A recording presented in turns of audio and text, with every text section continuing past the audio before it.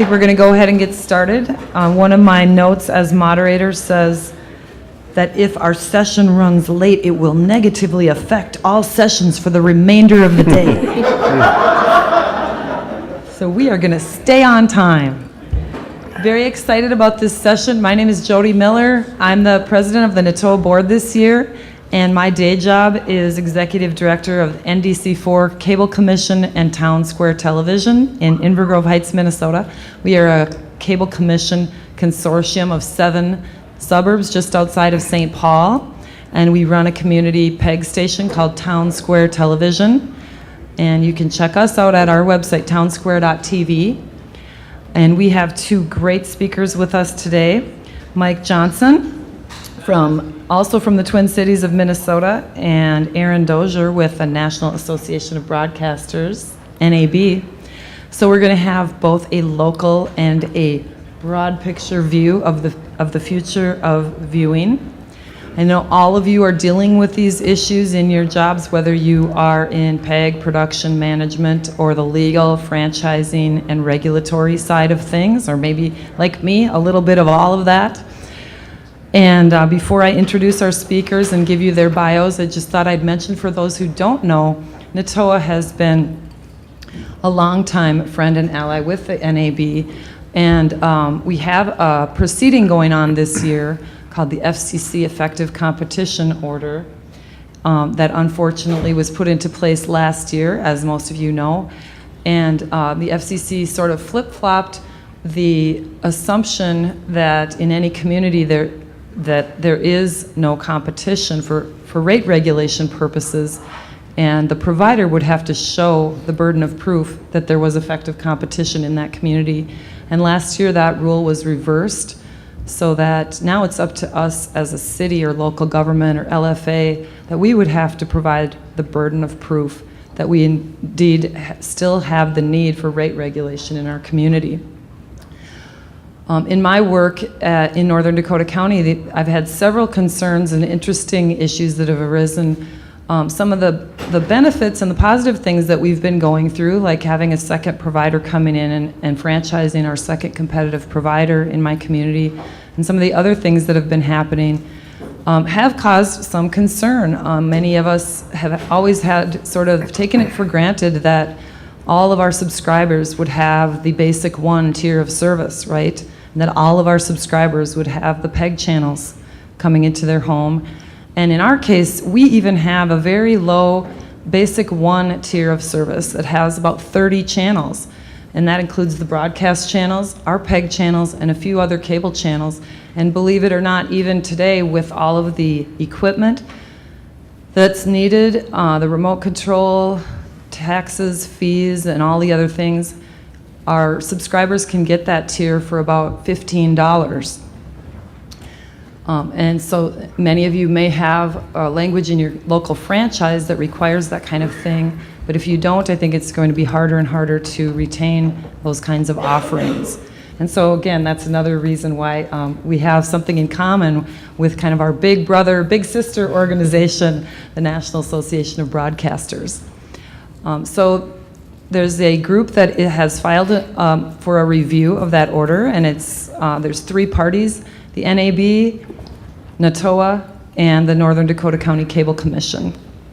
And there has been a schedule now set for the next step in the process, and I think Erin might touch on that briefly in her remarks, even though she's really here to talk about the fun, geeky, futuristic stuff about how people are viewing programming.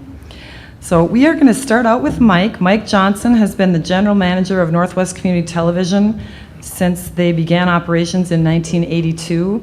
And in addition, he serves as the executive director of Northwest Suburbs Cable Commission and Northwest Community Television. Both entities serve 9 municipalities in the northwest suburbs of Minneapolis, serving a population base of 327,000 people. Mike oversees a staff of 33 full-time employees and about 35 part-time. They produce live daily news, public affairs, municipal productions, and high school sports coverage. Their 12 News has received 10 Emmy Awards and numerous Emmy nominations, as well as being recognized by the Midwest Broadcast Journalistic Association each year for the content and quality of the news and sports programming. Northwest Community Television also operates a public access center, which is open 7 days a week for community use. Mr. Johnson, Mike, was recently elected to the NATOA Board of Directors and has previously served 2 terms as a board member with our state chapter, MACTA. Mr. Johnson also served as a board member of the Quad Cities Cable Commission and Lake Minnetonka Cable Commission, and has served as a city council member and school board member as an elected official. He's been actively involved with an honor flight program where he volunteers his time to assist veterans on their flights to Washington, D.C. Mike's station is known for being on the cutting edge of technology and social media use, and we're really excited to have Mike kick off today talking about the future of viewing. Thank you, Mike. Okay.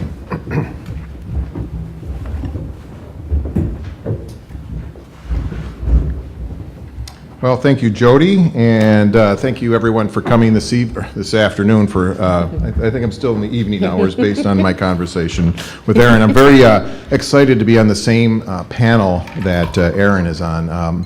Our station is actually members of NAB, and NAB, for those of you who don't know, it's the National Association of Broadcasters, and we joined about 30 years ago, mainly for equipment reasons, but also because we carry a FCC microwave transmission license, so we do have definitely common interest with NAB, so I'm very excited to hear Erin talk.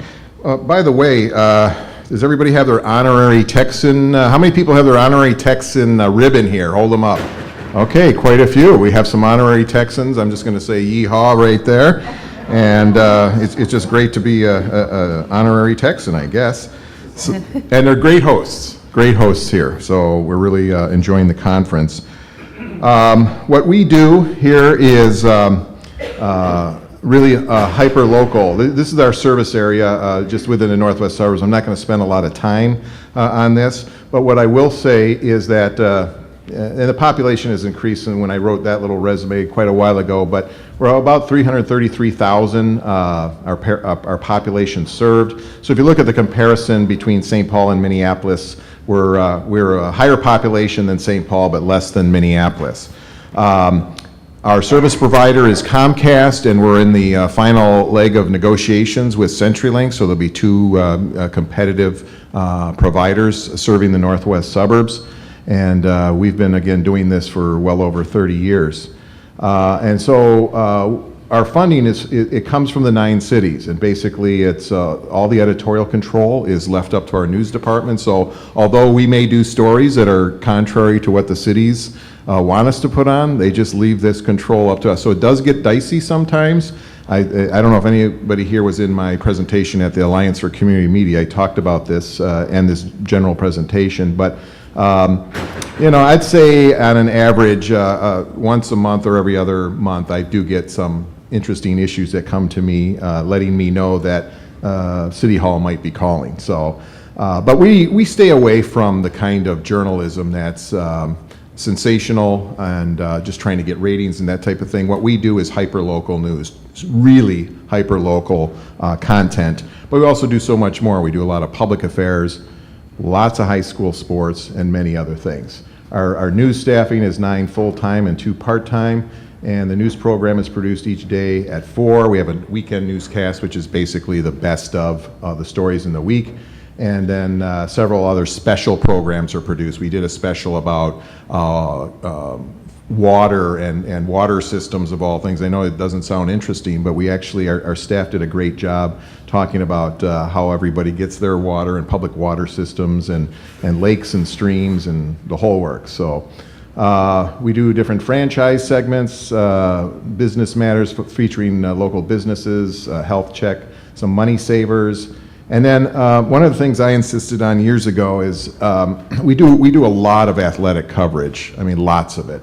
Lots of live sports, lots of appointment viewing, live sports, because that's what people do appointment viewing for. They don't usually want to watch the sporting event once they know the score. But so we do a lot of athletics, but with the standout students, we're firm believers that we need to also recognize academic achievement in our schools. So we every week feature a student, and then when you see these students in these segments, you go, "Wow, this is great. This is our future." And there's a lot of interesting kids who are very bright, and the future is bright when I see these kids on TV. And in summertime, we do some In the Garden segment, and then we do some things about some local theater options on Fridays. So we look back, we look at the past, where everybody's sitting around the TV screen, the old black and white or color, and basically all doing appointment-type viewing. But this is now. I mean, people are watching multi-screen. They're multitasking while they're watching. In fact, about half the people in here right now are multitasking, and I'm not saying that in a derogatory term because guess what? I do the same thing. So, and I understand that because we're just kind of in a different world now. So it's not uncommon to be texting and searching the web while you're also watching a program. And that program you might watch on demand, you might watch it live, but it is different. It definitely is different. So it's TV everywhere. You've got, like your Apple TVs and Roku and people watching content on PCs, YouTube. I mean, who would have ever guessed YouTube would be as popular as it is? I mean, YouTube, when you think about community access, is probably the biggest, it is the biggest, public access channel of all time. And it's very popular and it's worth billions of dollars. So it's absolutely amazing how things have changed over the years. Then there's all the over-the-top that we're talking about, and then this is something that we're looking at, and it's like, will we be part of that? Do we get on that train and be part of that mix? But because for us, our cable systems, our traditional airing of our programs live, and being that was like the first presentation is very important. Whether it's on CenturyLink when that comes to fruition, or Comcast, so it's very important that we air all the programming live. And then the idea with the content is that, like I use this analogy, like if there's a movie produced, usually once the movie shows at the theater, then it goes on to DVD, or it might go to DVD or to the cheaper theaters, then it goes to TV and pay-per-view and all that. So I look at our content, once produced and shown on Comcast and CenturyLink, then what do we do? So there's like this value-added service that we offer our people in our community. So we use social media, mobile apps, and email marketing to maximize viewership, and I'm going to tell you how we do that through these various options here. And in terms of email marketing, we use a group called Gov Delivery. I think they're based out of St. Paul, but they very similar to Constant Contact or any email marketing software, but very effective if done right. So the question is, how many of you know the number of viewers that watch your content? If you're operating a local PEG station or whatever, I guess in the old days, or even now, many people don't know unless it does end up ultimately online. I know the cable companies do have ways of figuring out, say, how many people are tuned into a certain bandwidth and channel, and actually could measure that. We have done scientific surveys over the years, and we have measured through scientific surveys. We're not metered by Nielsen or anything, but our station has come out quite well. Not at the top, but I mean comparatively, like with Headline News and some of these other channels, we ranked above a good number of those channels on the cable system, so we're very proud of that. So we talked about appointment viewing. How much time do people have? Things are definitely changing.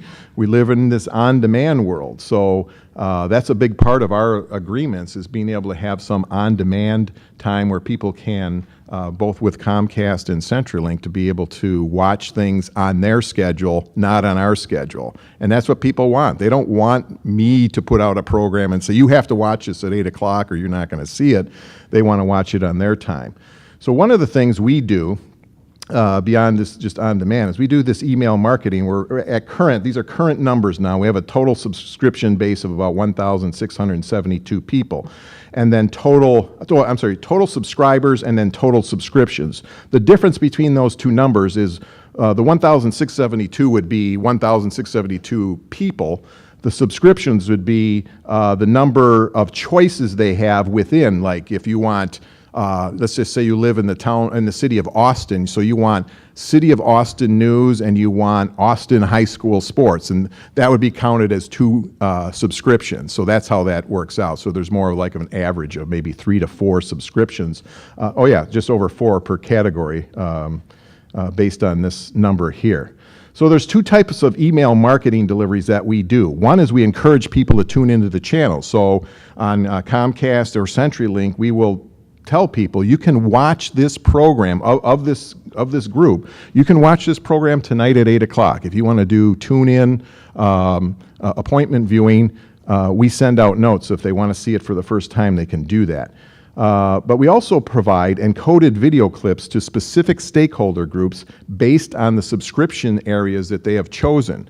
So this is really drilling down, folks. This is, to me, and Erin's going to talk more on a bigger picture, with, like in the broadcast industry and things, we are taking hyper-locally produced content, very good quality content, and trying to figure out what the market is and who would like to see these content clips. And this is extremely effective. So I encourage you, if you're not doing something like this, you ought to start looking at doing something similar, because I will show you numbers on why it works. Now this is amazing, because I didn't know, I don't know, maybe a month ago that Erin was going to be on stage with me, and Erin's with NAB. Well, and I said earlier, we are members of the National Association of Broadcasters. And I had this light bulb moment, and I showed this at another presentation a while ago. But so I get these NAB smart briefs, and I'm going, and again, this happened quite a while ago when this light bulb moment came off in my head. I'm going, okay, this is great. NAB has done a phenomenal job of aggregating content, all the content that I might be interested in, and all I have to do is click on a button here and see what they have to offer. I don't have to go onto their website and drill through hundreds, if not thousands of pages. They have just made it easy for me to see the most important things, and it takes me right to it. I said, gosh, we need to do the same thing. And so, so here we are now. We're sending out, now this is the raw part of it here. Viewers can subscribe to these email updates. We send them to the stakeholder groups, and I'll tell you who these stakeholders are in our particular situation. All of our Cable Commission and NWCT board members, all the municipal officials, key city staff, managers, department heads, school board, obviously, superintendents, county officials, state officials who serve our area, and key nonprofit organizations and Chamber of Commerce, and I'm sure there's others, but that is the key group here. That's our stakeholder group who can then, once they get this content, we encourage people to then send the content out further. But these are the people that you want them to see and watch and consume the local content that is created. Here's an example of a targeted specific subscription topic to choose. So like I said, we have these 9 cities. So let's just say I live in the city of Maple Grove. Well, I'm going to I'm not interested in what's going on in these other cities, so I'm going to click on Maple Grove. And then maybe I'm interested in the Osseo area schools, which happens to be one of the school districts within Maple Grove. And I'm going to put on that. So I'm going to click on that selection. So then every Monday morning, when people come into their click on their computer or whatever, or smartphone, they're going to see they're going to get content delivered to them, the content that they wanted. It works phenomenal. I'm just telling you, this is extremely successful. So, but again, hyper-local, trying to figure out who the audience is, and every time you find them, encourage them to take that content and send it on to the next person. So here's some example of some sports and news feature topics to choose from, like let's just say you're a hockey fan and a basketball fan. Well, click on hockey, click on basketball. You won't get any other clips that we do. You won't get any wrestling, you won't get gymnastics. Maybe you only want one of the news features. So that's an example. This is an example of things that people can watch. This would be like a little email blast that went out on a day. We said Senator Al Franken joined the Wisconsin U.S. Senate Tammy Baldwin to discuss oil trains. That's a big issue where our service area is. There's the oil trains from North Dakota travel through our franchise area, our 9 northwest suburbs, and it's a big issue. There's a safety issue there. So, we did a lot of stories about that. So basically, this would be an email blast that went out like today, where we'd say, this is what you can see today. And that would be more of the tune-in, watch on Comcast, watch on CenturyLink.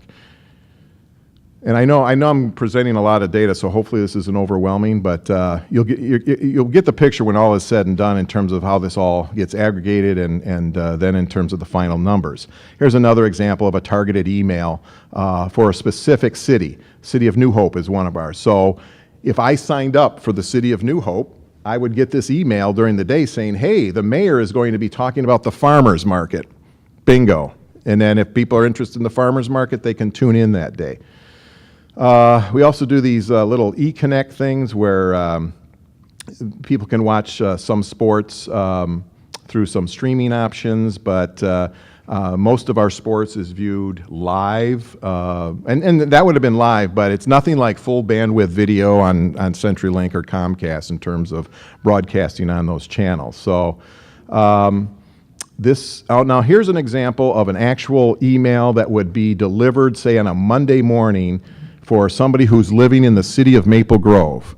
So if I'm a Maple Grove stakeholder or resident, I'm going to get these links sent to me because that's what I wanted. I wanted these particular links. They're not force feeding me things that I don't want to see. They're showing me things that I do want to see.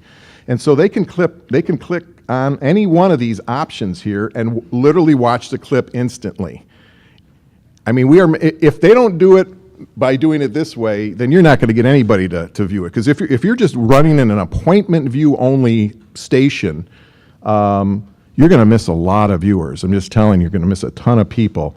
And we look at even some of our stakeholders. Some of our city managers don't even live in the city, so they can't even see some of the content.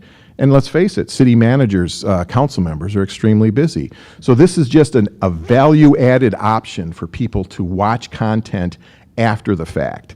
So there's one. So here's in terms of the goals and what was achieved. We increased website traffic. We targeted specific audience groups. We build loyalty within our brand. We obviously keep the public officials informed, and we make it very easy for viewer engagement, and that's a fact, and just overall increase in viewership. Very important tip, be consistent if you're going to do this, but don't overdo it. People don't want their email boxes overloaded, and this is just email. I haven't even gotten into all the social media things, but this is just email marketing. You don't want to overdo it. Too much content will end up in unsubscriptions. I will say this, because we don't overdo it, we've had very little churn in terms of people unsubscribing. The only reason they'd unsubscribe is, say, maybe an elected official didn't win and no longer is interested, or somebody moved out of town. But our core subscription base has stayed steady for all these years, so we're very proud of that. Further target your content to specific individuals or group, even if they don't subscribe to your email marketing. So here's an example. I use this at the Alliance for Community Media conference as well.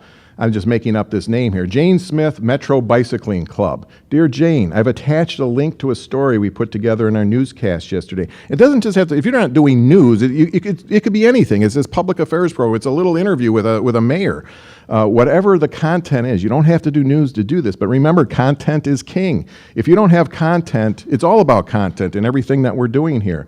You have to do content, and then you could do things like this.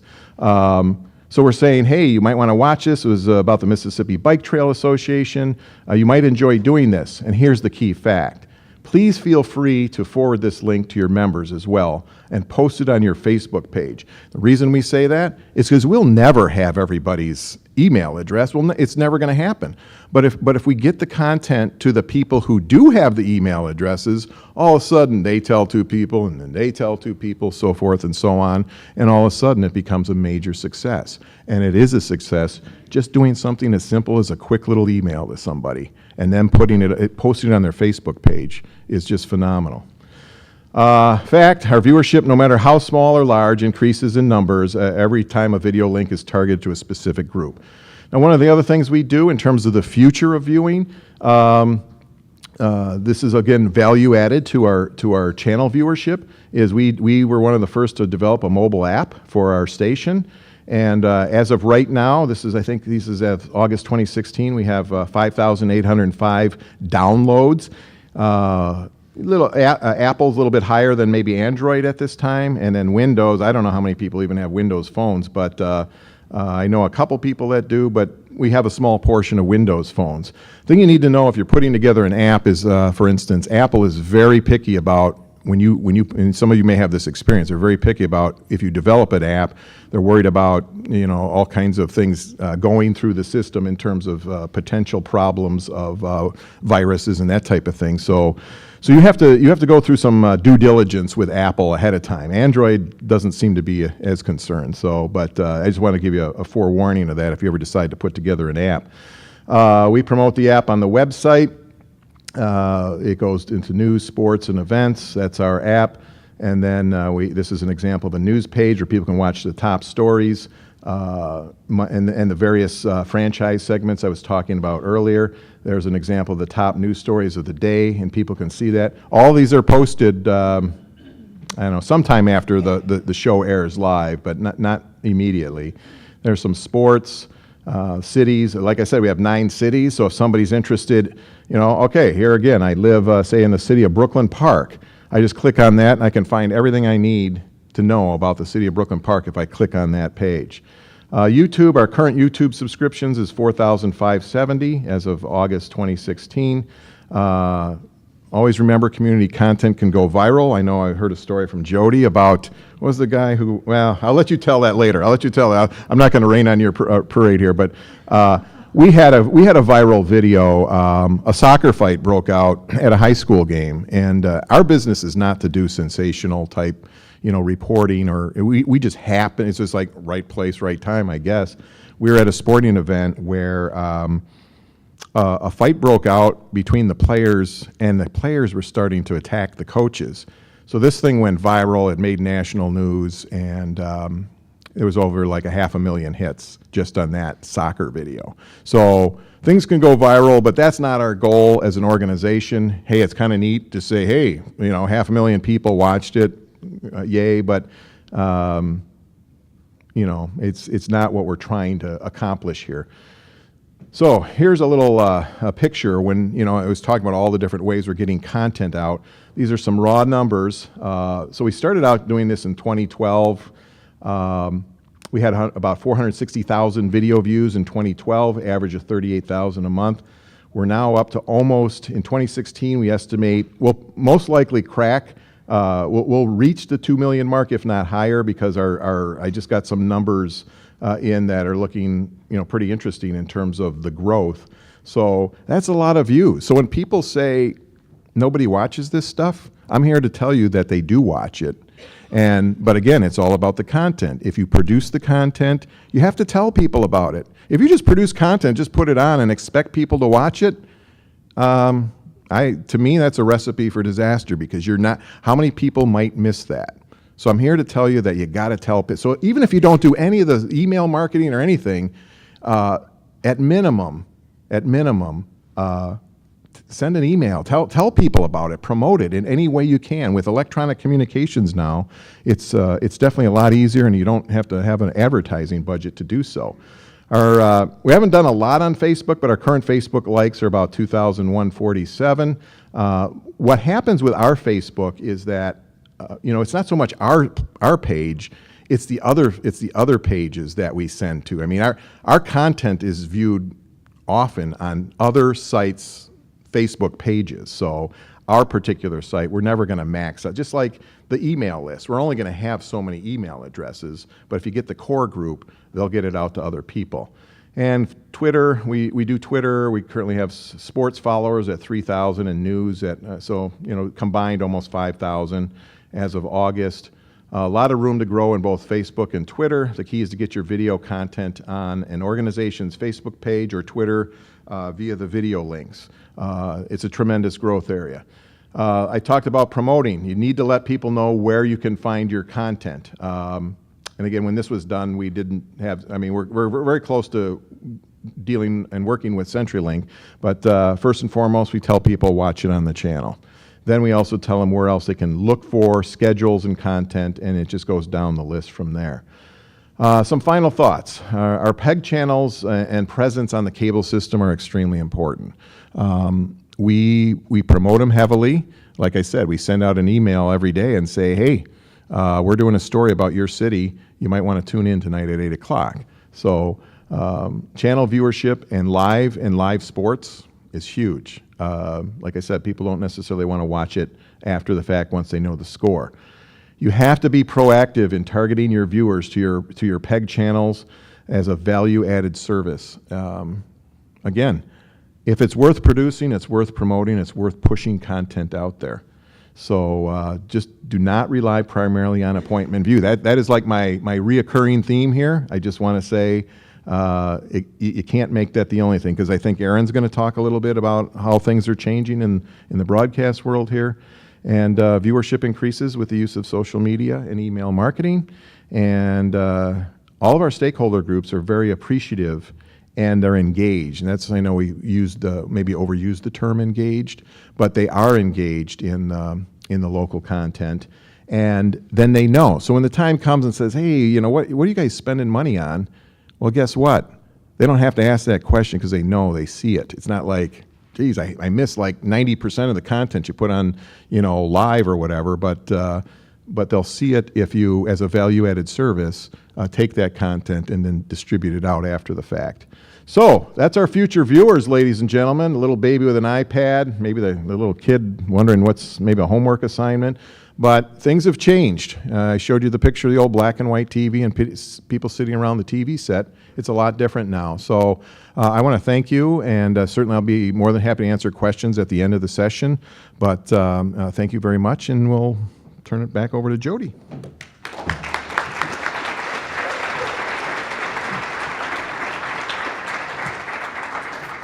Thank you, Mike. Really, really great presentation. Really exciting to see all the things that you're doing and that we can all aspire to. Our next speaker is Erin Dozier, Senior Vice President and Deputy General Counsel at the National Association of Broadcasters, NAB, a nonprofit trade association that advocates on behalf of local radio and television stations and broadcast networks before federal agencies, Congress, and the courts. Erin's experience prior to joining NAB includes several positions at the FCC, focusing on media regulation and policy. She also has worked in the private practice, counseling communications companies on legal and regulatory matters. Erin is a frequent lecturer on communications policy and has served on the adjunct faculty of the Catholic University of America's Columbus School of Law. She's currently treasurer of the Federal Communications Bar Association. She earned her BA at Hampshire College and her JD at Georgetown University Law Center. As I said earlier, NAB and NATOA have had a lot in common for many years and have been friendly associations with each other. And I just learned today that Erin went to law school with Mitzi Herrera, she's also been a personal friend of NATOA for a long, long time. And without any more delay, I'd like to bring up Erin for her presentation.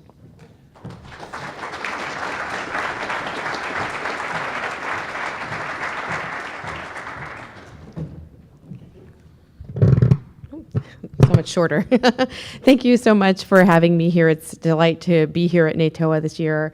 I am also delighted in part, and disappointed in part, glad to have worked very closely with NATOA and NATOA members and others who were in this room who were concerned about the FCC's effective competition action last year. It was, great to be such partners in the effort to get the FCC to do something different than what it ultimately did, and that's why I expressed the disappointment. Fortunately, we do have the opportunity to participate in an oral argument before the DC Circuit. That's coming up on November 10th. That's the litigation that Judy alluded to earlier. And as she said, NDC4, NATOA, and NAB are each parties to that litigation, and so we'll see what happens from there. So today, I'm going to talk to you about what we're calling next generation television at NAB. And I think there are a couple of, sort of stage setting things I'll say before I start the presentation. One of the reasons that this is, we think, so critical right now is because of the growth in over-the-air viewing right now. Recent research NAB did just this year showed that there are now 17% of households that are relying exclusively on over-the-air broadcast television and not subscription pay TV service. And when I say exclusively over-the-air television, they might be combining that with an over-the-top video type of situation, but I mean, they're not subscribing to traditional pay TV, your local cable or satellite company, or even an overbuilder competitor. We're also seeing that number a little bit higher in certain subsections, certain demographics. So you'll see 26% of those with incomes below $30,000 a year are broadcast-only households. You see in Hispanic households, the number is slightly higher at 24%. And then we have the rise of what the FCC has been calling, and we're also adopting the term cord nevers. Those who never have subscribed to MVPD service, which is now stands at 11% as of our last research effort. Most of those never plan to go back to, never plan to, in the first instance, subscribe to pay TV service. So there's something interesting going on here. Clearly, pay TV is still part of the ecosystem, but we're also seeing a rise in those who feel they prefer to do a combination of over-the-air and over-the-top, if you will. And so that's an interesting, development in recent years that we think is on the rise, particularly because of the age groups that are focused on this sort of cord never or cord cutting. Among cord nevers, it's even higher in households led by 18 to 34-year-olds. So that's sort of some of the background as to what we really want to do as broadcasters is to continue to be able to compete effectively and be on par with the offerings that are available over the top and on pay TV services. So what we've proposed to the commission is a new standard that we would be able to use for broadcasting. NAB jointly filed a petition in April of this year together with others that are really concerned about the issue, including the Consumer Technology Association, CTA, formerly known as CEA. We also worked with public television stations. The Association of Americans Public Television Stations is a co-petitioner. And we worked collaboratively with an organization focused on emergency alerting, AWARN Alliance, filed together with us.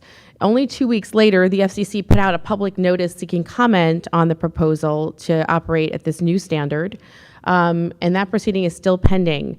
We're really hoping that the FCC will commit to an aggressive timetable here. So as I mentioned, they released a public notice on it, but that's different than a formal FCC notice of proposed rulemaking, where they're spelling out specifically exactly what questions they have about how to implement the rules. And we're hoping they will commit to a notice of proposed rulemaking by October and do an aggressive timetable and get the standard adopted by next year. We think next generation TV will deliver really exciting benefits, including an enhanced viewing experience, additional programming opportunities, better emergency alerts. This will allow broadcast stations to do more with the same bandwidth they have now. It relies on a different compression standard, or allow broadcasters to use a better compression standard and offer potentially, we saw a big transition when broadcasters went from analog to digital with the growth of multicast channels and D2 sub-channels. This would again be a situation where broadcasters could do more with less spectrum. And so that's another huge benefit of the next generation TV experience.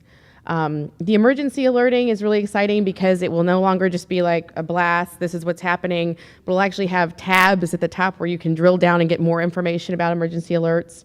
And it will allow devices to wake up to emergencies. So devices that may be off could come on because there's an alert in your neighborhood about a disaster or other, emergency.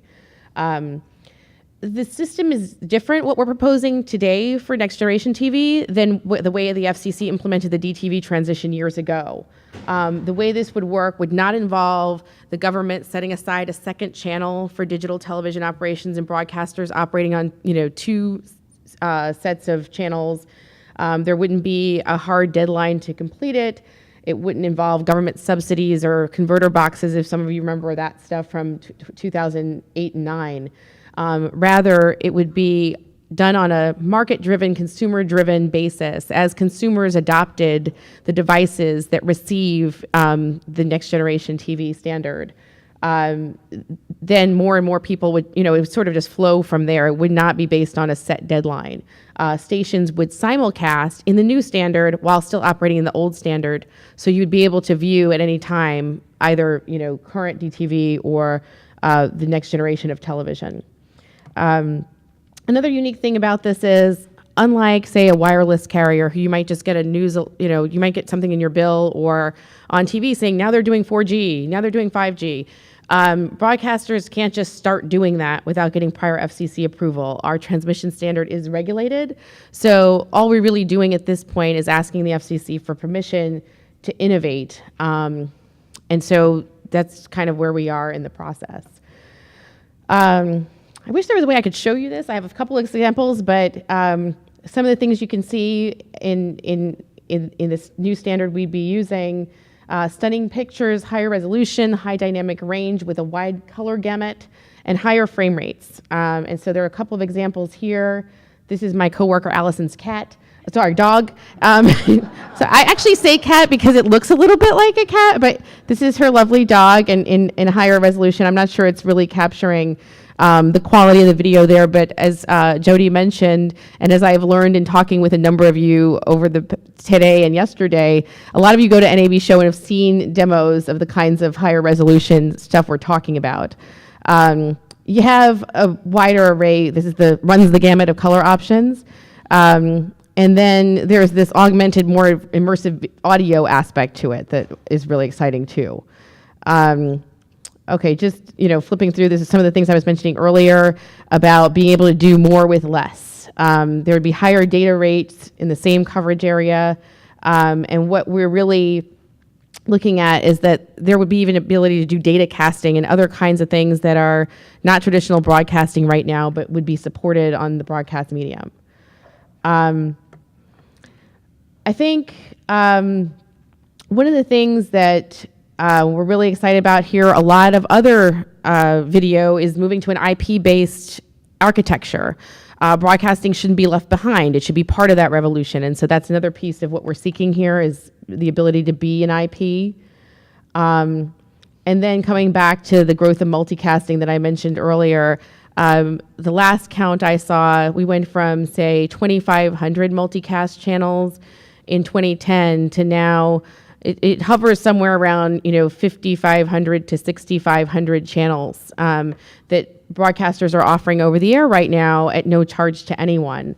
So nationwide in different markets, it's a different number of channels for each area. But we think that this could foster even more in terms of multicasting, and again at much higher quality in terms of picture and sound. Enabling life-saving advances is the reason that AWARN is part of our coalition and is aggressively seeking this standard as well, alerting consumers and also tailoring the information to specific geographic areas. So, with multi-channel video service, there is the ability to sometimes tailor. Broadcasting doesn't currently have ability to be hyper-local in that sense. But we would be able to have some geographic tailoring through this updated standard. Coming back to what I was saying about the transition being voluntary and simultaneous and not requiring anybody to do anything new by a certain deadline, the new standard is not backwards compatible. So it's not like you can have your current TV and watch next generation TV. It would have to be a rolling basis where people have started to adopt the receivers in the marketplace and then be able to see ATSC 3.0. So the way this would work is channel sharing. Stations who are currently using ATSC, I actually didn't mention that. The formal term that we use for next generation television is the ATSC, or Advanced Television Systems Committee. 1.0 standard is the current standard. We're asking for ATSC 3.0. And so someone broadcasting today in 1.0 would collaborate with another station in the market, and they would be able to still broadcast in 1.0 so that viewers would not have to, again, run out and buy a new TV set. But when they're ready oh, look at that Ultra HD. I want Ultra HD, to go out and buy the TV. They would then be able to receive the signal, and then broadcasters would over time sort of start to see, it would be sort of feeding off of each other, where more stations would be doing it, more viewers would be buying them, and eventually we'd transition, but no one would be lost in the shuffle because everyone would still have access over the air to the signal as it currently stands.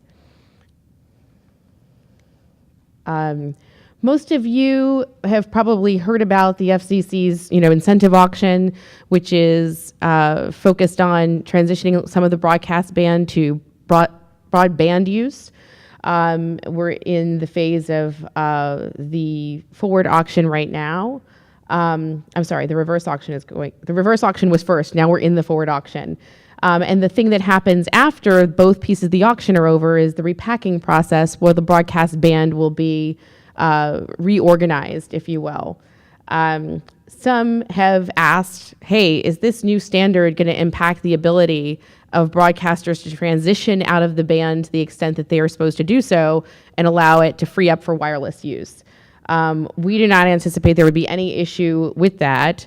Of course, the faster the FCC approves the next generation TV standard, the sooner everyone can begin planning around this new standard. But we don't foresee that this would interfere in any way with the incentive auction or the repacking process. So we actually foresee the FCC has already done a lot of thinking about how channel sharing should work in the context of the auction. This would be an extension of that because it would involve some channel sharing as well to do the simulcasting. We've talked a little bit to the FCC about how this wouldn't impact retransmission consent, the process by which broadcasters secure carriage on cable systems and other MVPD services, and outline for them why this doesn't, create additional burdens or new burdens for the pay TV service. And so the other issue that some people bring up is, well, what will happen to smaller broadcasters? How will they fit in? We think that because the transition is voluntary and can be done at a consumer-driven, market-based approach, it isn't going to put smaller broadcasters under under the gun to do something quickly, unless and until consumers in their marketplace are ready for it. That's just the timeline that I've sort of outlined. Again, some of the petitioners who are involved. Our goal for the FCC to issue an NPRM before year end. October would be ideal, and the hoped for effort that the FCC would actually act on this by next year, so that broadcasters again can continue to be innovative and serve their public to the best of their ability, and compete with all these other video services out there. So those are some of the things we're looking forward to. That's about all I have on Next Generation TV, but happy to take questions as well. Thank you.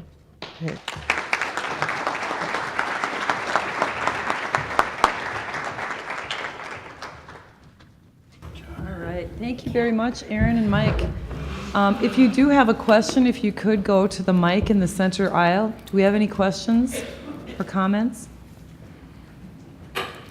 I guess I'll ask one, Erin, how realistic do you think your time frame is? I know that's kind of a hard question, but it doesn't seem like it's too easy to get anything done quickly at the FCC. It can be challenging. We think that the nice part of this is that it's been fully briefed. A lot of parties have already come in and shared their views in May and June of this year. We think that they have the staffing and the people in place, to the resources and the expertise to do it. So we believe if it can be made a priority, it can certainly happen. It's not doable from a staffing perspective and sort of expertise perspective. We think they have it and can do it. We have a question. Hi, my question is for Mr. Johnson. Mr. Johnson, you mentioned that you had done some scientific studies on your programming and not through Nielsen. Can you expound a little bit on what scientific studies you did? Yes. Wow. That sounds the voice of God here. We have done several scientific surveys through a group called Decision Resources out of Minneapolis, where they basically ended up getting a subscriber list from Comcast of about 400 They did a 400 or 500 sample survey, scientific survey, with plus or minus 5%. And so that's how we got our results. We haven't done one for a while now, but we actually used to do them every year, and then we went every other year. So there's a lot of companies across the U.S. that do this type of, but basically it was like a subscriber/viewership survey. So it was also to find out what people thought of their service through Comcast, but most of it was related to specific programming. Thank you. Hi, Mitzi Herrera from Montgomery County, Maryland. I have a question. Both of you talked about content is created in a PEG channel or a broadcast channel environment, and then it's viewed through a variety of different mediums, a lot of those being web-based. And there is a kind of constant tension between, if you have that web viewing capability, why do you need to have the spectrum and the channel capacity? So and particularly Erin, looking at the way that the next generation of viewers are coming into this, do you ever foresee that you're not going to have that channel, whether it's the broadcast channel, the cable channel, that you can just create it and it just goes immediately into this web environment? Or is the channel itself fundamental as a means of getting that information out there, of creating some hook that people know to look for ABC's shows on Hulu and so forth? Because the question is, if you have a whole generation of people who come up who never have the experience of either tuning rabbit ears or purchasing a cable package, what happens for the future of how you create that programming? Do you want to go first? Well, those are really interesting questions, Mitzi, and thank you for asking that. I mean, I think, and I just have two sort of initial thoughts about it. The idea of someone having loyalty to a channel in the sense of linear programming in this particular channel, and as Mike alluded to, or talked about quite a bit actually, the appointment viewing kind of fading away and sort of a more on-demand approach. I mean, certainly you have exceptions to the lack of appointment viewing, such as sports. That's always going to be appointment viewing for people. They're going to want to show up and see it at that time. For the most part, they'd rather do it that way.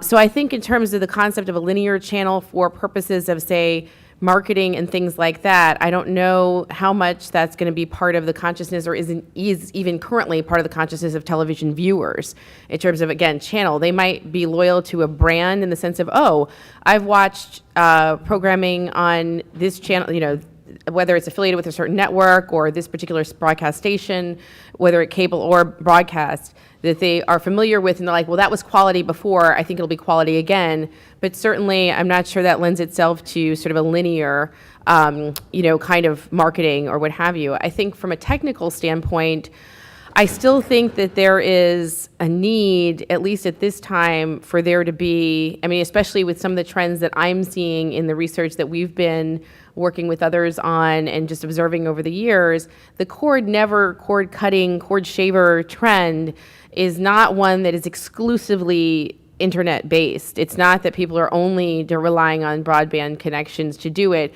They're, from what we are seeing, using a combination of the two. If they want to still have an over-the-air broadcast experience, an over-the-air broadcast option together with, so it's a pairing thing, if you will. And then, I can't speak to as well. I think we almost need someone, sort of very cable-oriented to know the answer to how important it is to have that integration of programming and distribution on their side. I'm not sure.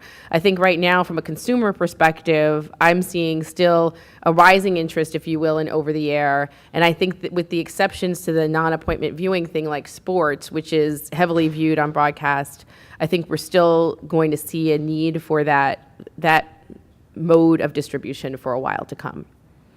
And I agree that the channel for us is very important, and I hope I made that clear in my presentation.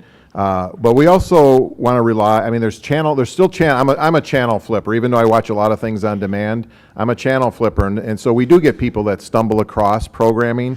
So having the channel is extremely important. And also when you look at it from a demographic standpoint, and one of the things we do know is that we do have an older audience for a lot of the public affairs and community news type things that we do. People who are really engaged in their community.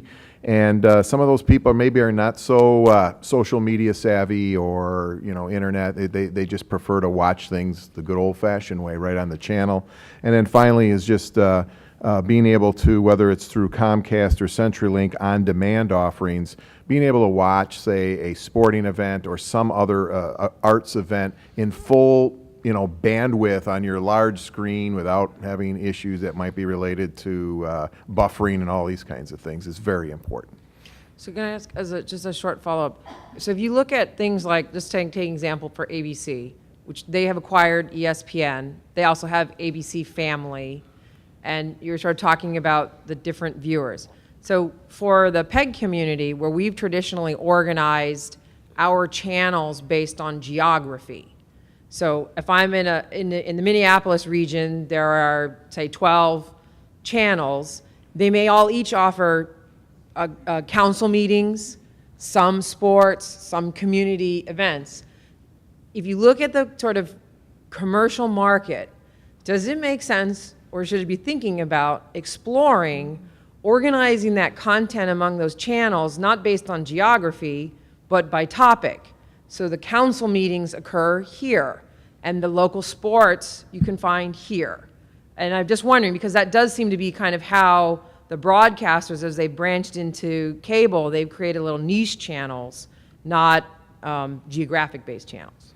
Well, one of the advantages, CenturyLink has this mosaic they're offering, for instance, where people can see things metro-wide. And one of the things we've negotiated, most of the groups within the Twin Cities area, for example, have this metro kind of interconnect where we can all start to, but it'll be up to us to make it successful. I mean, we want to thank them for allowing us to do this, but it'll only be as good as it is if we make it work and decide how can we, and I like your idea, Mitzi, in terms of, aggregating the content and putting it out by topic area. It makes a lot of sense.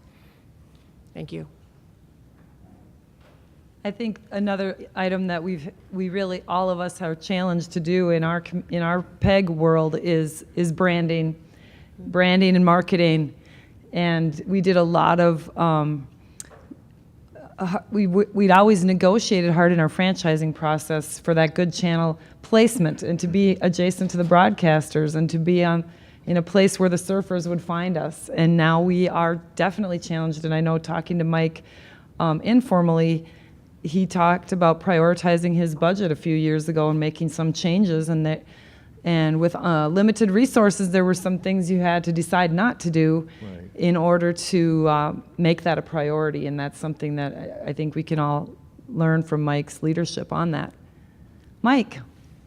Mike Wassenaar from ACM. I want to thank you guys for approaching these questions for people. I'm really kind of interested in your perspectives on the second screen experience with viewing, because I think a lot of us are still primarily thinking about the principal screen discussion that occurs with video, but what we're also seeing is the growth of sort of the layering of media that occurs in either live or non-live environments with other platforms. So I'm just kind of curious in terms of giving some perspectives on how to think about approaching building audience engagement with that second screen rather than seeing it as a detracting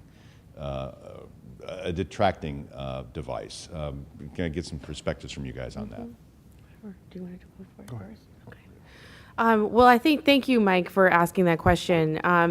There are a couple of things that I've been sort of observing, both as just a viewer and from my NAB, seat. I think one of the things that a lot of broadcasters are doing is developing their own apps. And I don't know, Mike, did you have an app on your screen Yes. as one of the things that you guys are Right. doing? So yeah, I think for many stations the average is 2.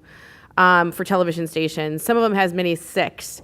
And so that is sort of allowing broadcasters to have this presence on the second screen that's, has the ability to allow them to cross-promote, if you will, their content on both sites.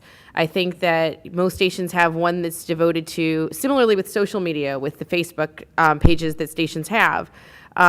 Many of them have one that's devoted to the station generally, and a separate one that's especially for local news. And sometimes they'll have an additional one that's just for weather. And so there's, a multi-function going on there with the multiple apps that they have.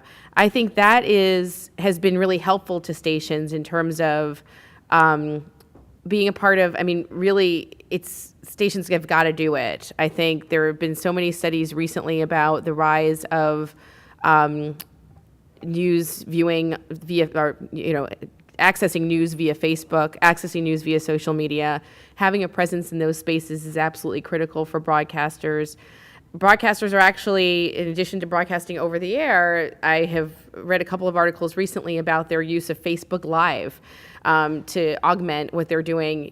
So I feel like for television broadcasters and radio to some extent as well, they've got to be everywhere the viewer wants to be at all times, and sort of leveraging, I guess, is maybe a fair way to put it, or sort of taking advantage of the fact that we have these close relationships. And I think the same probably applies with many of the PEG channels, that close relationship with the local community, using that, taking, that traditional back and forth that's gone on in other ways, and using social media to interact even more and have more of a dialogue and back and forth has been a really interesting development that I've been sort of following a little bit in broadcasting, and I think is probably going on many other platforms as well. And just briefly, one of the things we're doing for like a second screen experience, if you look at the NFL, how popular NFL football is on a Sunday or Monday or Thursday, I oftentimes go to their app when I'm watching a football game, because I'm watching somebody. I don't have the NFL ticket, and maybe I'm too cheap, but so I just go on the app and I watch the scores, but then they also have the plays. You literally can watch the play a minute later, and we've been experimenting with that for some of our sports. So we have live, say on Comcast or CenturyLink, and then we'll upload replay clips, kind of almost like a interactive type experience where people can see like a highlight of the game and comment on it, like, hey, that was a great score by so-and-so. So there's a lot of options, especially getting people more involved interactively, and I think that's more of the future, and especially when you think about the younger generation. I'm just worried about the whole, attention span issue, and some of this long format programming having, will this younger generation, all on their smartphones and used to video games, be able to engage in long format content? Well, that just means you have to start a slow media channel. Yeah, right? That's right. Thanks, Mike. Thank you. I would just add to that, we've found too at Town Square Television, our Facebook page and Twitter account and web traffic do pretty well, but like Mike said, if you get those engaged communities in your community to realize that you're there, and the CVB and the Chamber of Commerce and the sports teams and school activity groups all have their own very active, engaged groups, and the first time they get a video from you and see that you produced a short video about their organization and they get their social media groups involved with you, then they'll kind of stay with you after that. Right. And one of the simple things of, just because we got the opportunity to upgrade some equipment in our production truck, the ability to edit together a highlight reel right after the game. And so we'll cover a live game, and it'll be a 2-hour football game or what have you, but the 90-second highlight reel being put out on social media right after the game, and then those teams and schools, Twitter and Facebook accounts grab it and go with it, and that's where we get several days of really good traffic out of that, like say from a Friday night football game through maybe Monday or Tuesday of that week. Also, I was just going to mention our election programming has been a great way for us to measure viewership, because it's really hard to tell sometimes. And with the multi-screen that you mentioned, Mike, the candidates are there in the studio maybe doing the live forum, and then their people are tweeting and Facebook Facebook, and all this other side activity is going on at the same time, and you really find out how engaged the community is with you. I think we have time for one more question. This session is scheduled to end at 12:15, and then just to let you know, we do have our general session luncheon at 12:30 with Broadband Awards, and our keynote speaker from the FCC, Commissioner Rosenworcel, will be here. One last question. I'd like your I'm Megan Hutton. I'm with Pierce County Television from Tacoma, Washington. And I'd like your perspective on the future trends of the cost for subscribers for cable and over the top.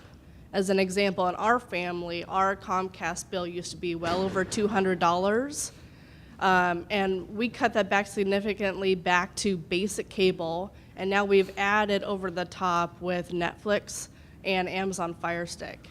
And I feel like, as someone I'm 34 years old, and we're not quite the millennial cord cutters, but I feel like, you know what, it was expensive.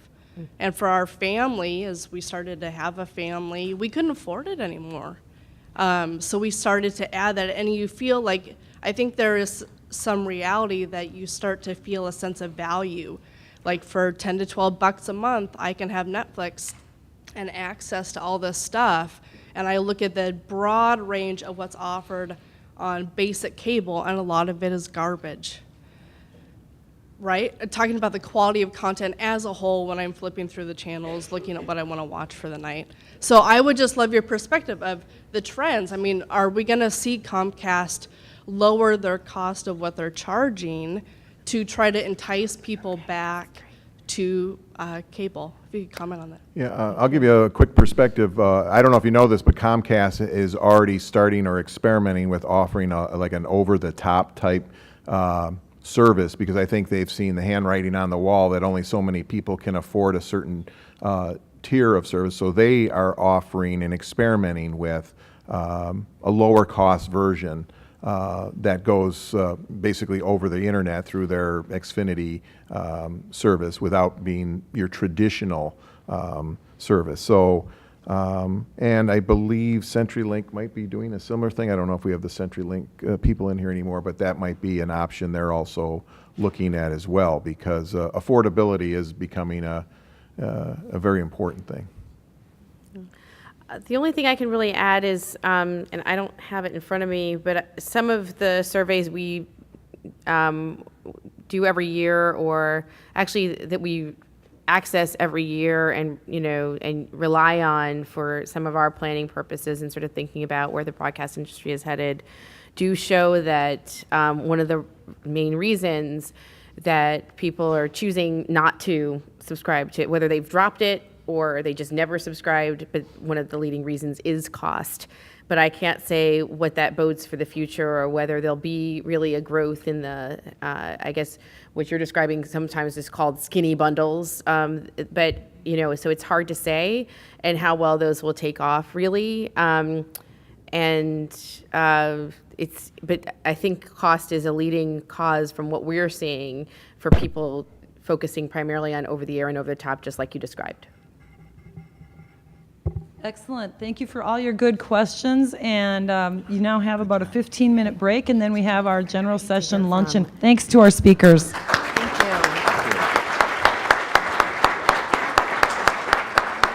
Do you have a business card? Hey.